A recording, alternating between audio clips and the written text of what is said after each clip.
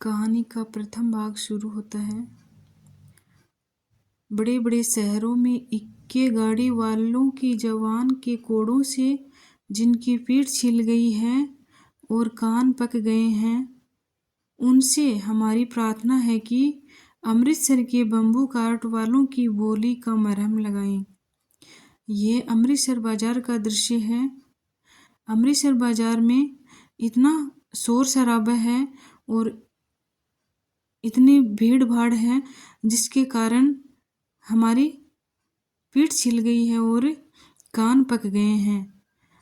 उनसे प्रार्थना है कि अमृतसर के बम्बू कार्ट वालों की बोली का मरहम लगाएं, यानी कि उनसे प्रार्थना है कि वो अपनी बोली का मरहम लगाएं, यानी कि अपनी मीठी बोली का मरहम लगाएं। जब बड़े बड़े शहरों की चौड़ी सड़कों पर घोड़ों के पीछे को चाबुक से धुनते हुए इक्के वाले कभी नानी घोड़े की नानी से अपना निकट संबंध स्थिर करते हैं, कभी राह चलते पैदलों की आंखों के न होने पर तरस खाते हैं, यानी कि वे इक्के वाले हैं जो घोड़े की नानी से अपना निकट संबंध स्थापित करते हैं कभी, और कभी वे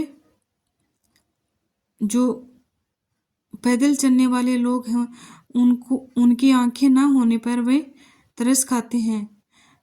कभी उनकी अंगुलियों के पोरों को चींथकर अपने को ही सताया हुआ बताते हैं, कभी वे उनकी अंगुलियों को चींथकर अपने को ही सताया हुआ बताते हैं और संसार भर की ग्लानि, निराशा, शोभ के अवतार बने नाक की सीध में चले जाते हैं, यानी कि संसार भर की वे ग्लानि, निराशा और शोभ के अवतार बने नाक की सीध यानी एकदम सीधे चले जाते हैं।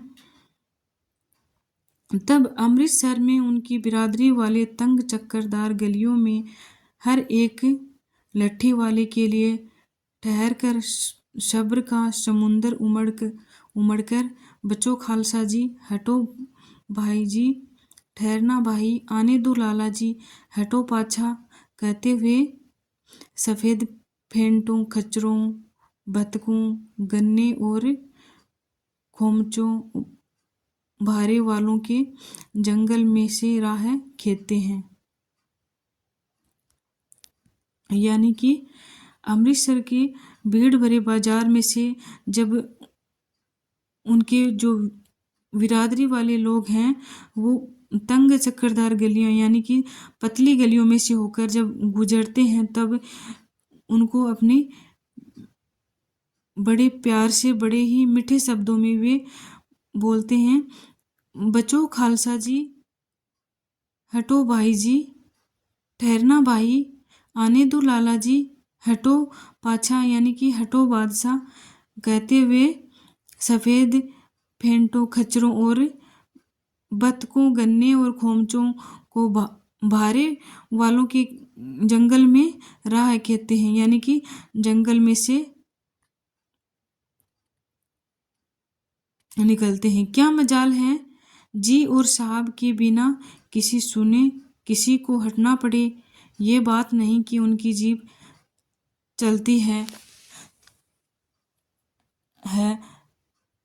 चलती ही नहीं, चलती है पर मीठी छुरी की तरह मशीन मार करती है। यदि कोई बुढ़िया बार बार चुनौती देने पर भी ठीक से नहीं हटती है तो उनकी वचनावली के नमूने, यानी कि ये बात नहीं कि उनकी जो जवान है वो चलती नहीं, उनकी जवान है वो चलती नहीं, चलती है उनकी जवान चलती है पर वो मीठी छुरी की तरह महीन मार करती है।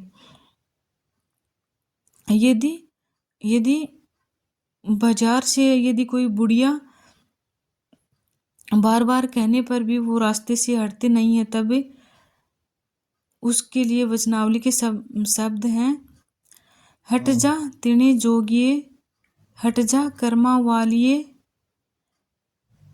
हट जा पुत्ता प्यारिए, बच जा लंबी वालिए, यानी कि समष्टि में यानी कि संसार में या समाज में इसका अर्थ है कि तू जीने योग्य है, तू भाग्यों वाली है, तू पुत्रों की प्यारी है, लंबी उम्र तेरे सामने है, तू क्यों मेरे पहिए के नीचे आना चाहती है, बच जा। यानी कि तू भाग्य वाली है, पुत्रों की प्यारी है और लंबी उम्र तेरे सामने पड़ी है, और तू क्यों मेरे पहिए के नीचे आकर मरना चाहती है।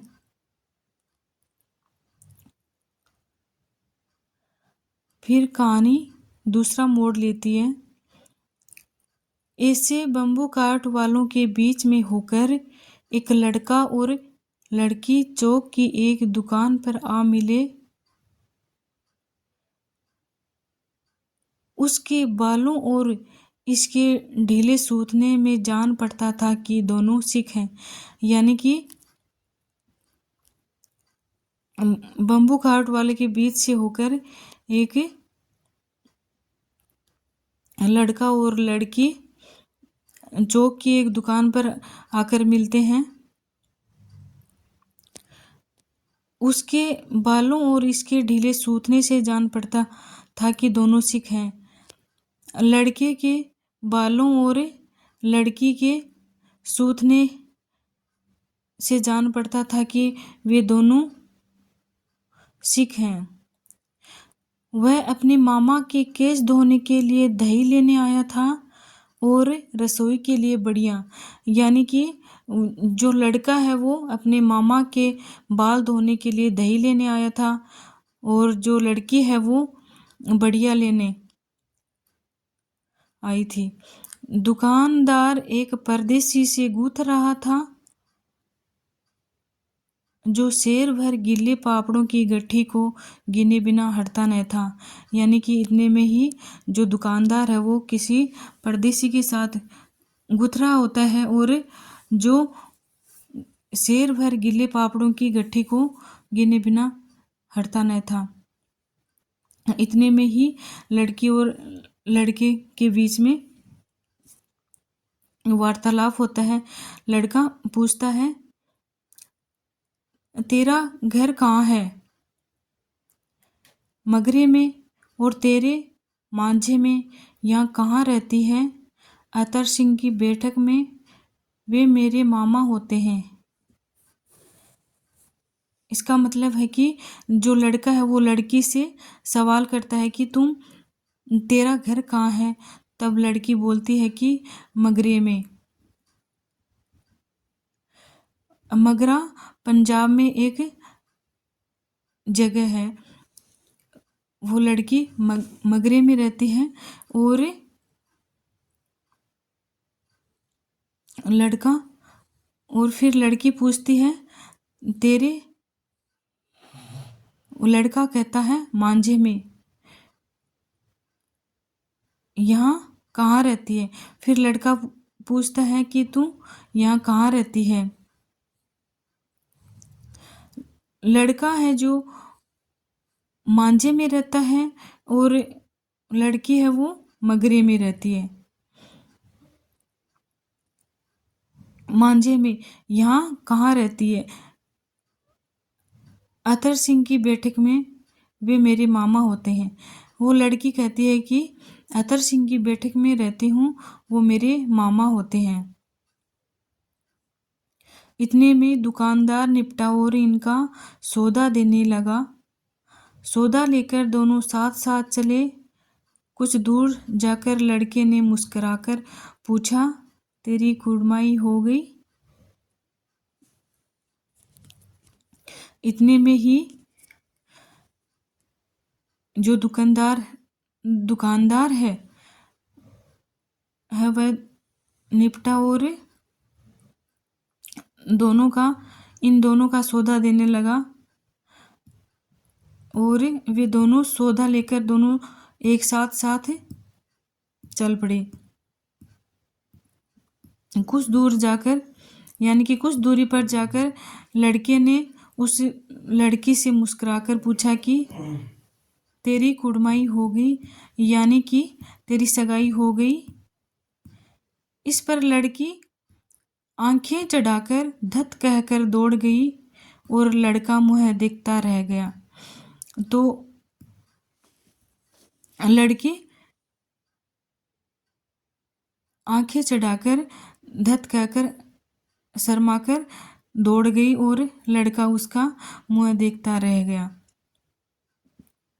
दूसरे दिन सब्जी वाले के यहाँ, दूध वाले के यहाँ अकस्मात दोनों मिल जाते, यानी कि दूसरे तीसरे दिन उन दोनों का यही हाल रहा।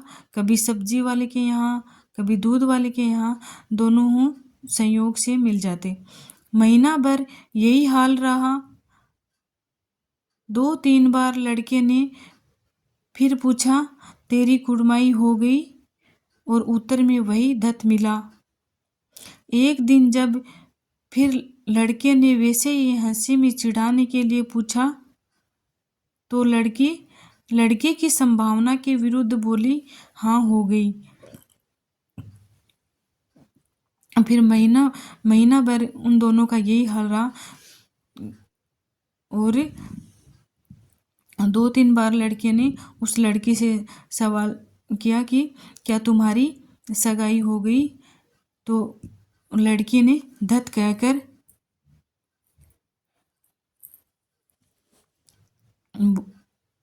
कहकर वह लड़की भाग जाती। और एक दिन जब लड़के ने हंसी मजाक में वैसे ही चिढ़ाने के लिए उस लड़की से पूछा, तो लड़की उसकी संभावना के विरुद्ध बोली कि हाँ हो गई। हाँ हो गई। लड़का पूछता है, कब? कल देखते नहीं ये रेशम से कड़ा हुआ सालू। लड़की भाग गई। लड़के ने घर की राह ली। रास्ते में एक लड़के को मोरी में धकेल दिया। एक छबड़ी वाले को दिन भर की कमाई खोई। एक कुत्ते पर पत्थर मारा। एक गोभी वाले के ठेले में दूध उड़ेल दिया। सामने नाकर आती हुई किसी वैष्णवी से टकराकर अंधे की उपाधि पाई, तब कहीं जाकर घर पहुंचा। यानी कि लड़के को उस लड़की से कहीं प्रेम हो गया और लड़की का जवाब सुनकर उसको धक्का लगा और उसको गुस्सा आया। तब वह रास्ते में से किसी लड़के को मोरी में धकेल दिया उसने, और कभी किसी छाबड़ी वाले की दिन भर की उसने कमाई खोई, और किसी कुत्ते पर पत्थर मारा, एक गोभी वाले के ठेले में दूध उड़ेल दिया उसने, और सामने से नाकर आती हुई किसी वैष्णवी से उसने अंधे की उपाधि पाई, तब जाकर कहीं वह घर पहुंचा।